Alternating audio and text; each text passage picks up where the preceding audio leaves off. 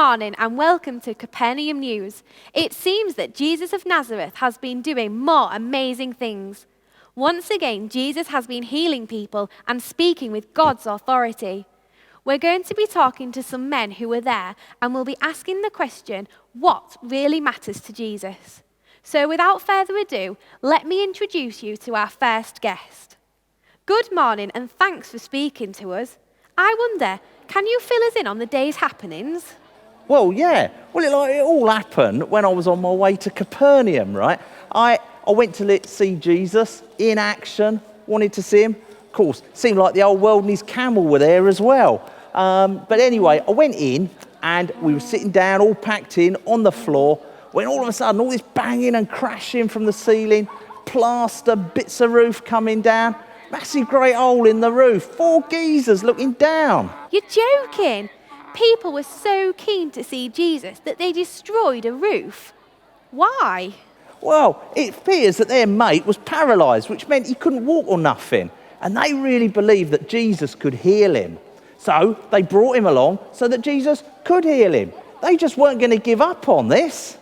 And they had this genius idea that if they knocked a hole in the roof and lowered him down on his mat, bosh, in front of Jesus. Amazing!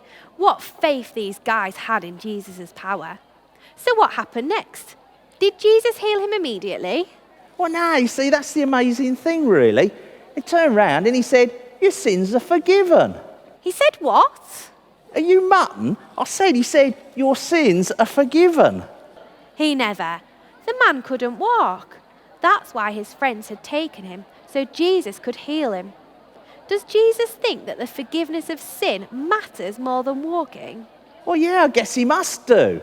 But I tell you, the religious leaders, they weren't happy at all. Oh, no. You see, the religious leaders believe that only God can forgive sins, and yet they don't realise that Jesus is God. Wow!